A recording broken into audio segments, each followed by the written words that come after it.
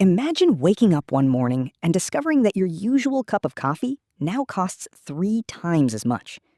A few years later, your favorite blend has disappeared completely. The coffee still available tastes different, and what was once an ordinary morning habit has become an expensive luxury. This isn't a prediction that coffee will suddenly vanish tomorrow, but scientists are warning that the plants behind one of the world's most popular drinks face a growing combination of heat, unpredictable rainfall, disease, and habitat destruction. And the solution may be hiding in coffee plants most people have never heard of. More than 2 billion cups of coffee are consumed around the world every day, yet almost all of them come from just 2 species, Arabica and Robusta. Arabica is prized for its smooth, complex flavor. It dominates specialty cafes and many premium blends, but it is also sensitive. It grows best within a relatively narrow range of temperatures, usually in cooler tropical highlands.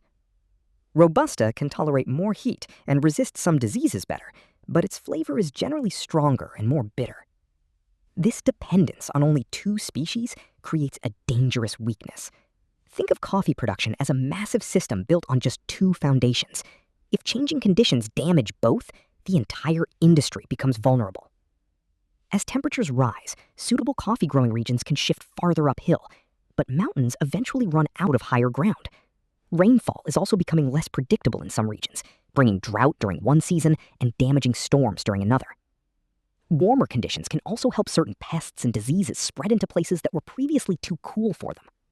One of the most feared threats is coffee leaf rust, a fungal disease that attacks leaves and reduces a plant's ability to produce coffee cherries. Major outbreaks have already caused enormous losses for farmers. For millions of people, this isn't merely about losing a favorite drink. Coffee supports livelihoods across Africa, Asia, and Latin America. A failed harvest can mean lost income for farming families long before consumers notice higher prices. But coffee has a hidden family. Scientists recognize well over 100 wild coffee species. Most are never used in the drinks sold at cafes, and some produce fruit that would taste unfamiliar or unpleasant to us. However, these wild relatives may possess something more valuable than flavor: survival traits.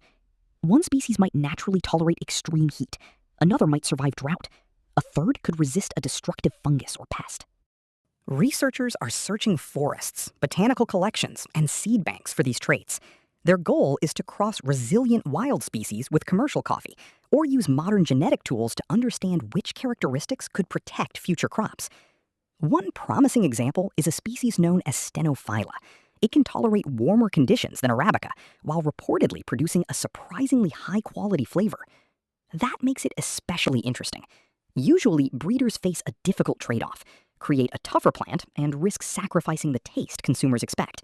A species that offers both resilience and good flavor could help change that equation. But there is a serious problem.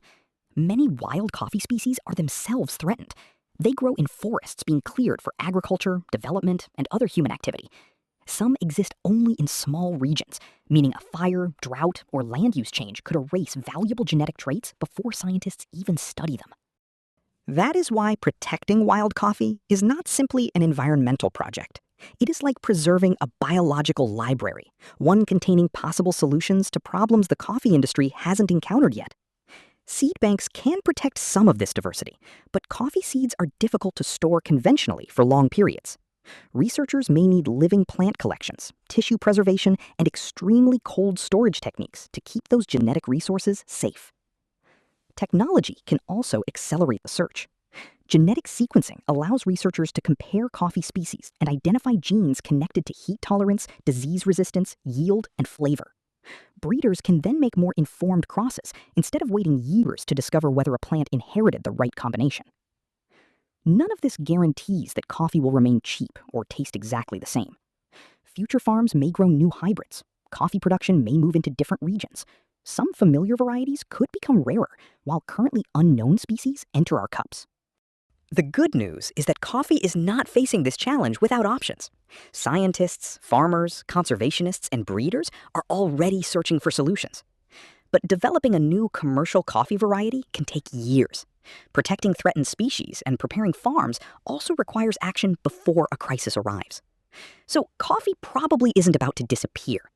But the cup you drink 20 years from now may survive because of a forgotten plant growing in a remote forest today. And if we allow that plant to vanish first, we may lose far more than we realize. This is Kliqora. Quick stories, big curiosity.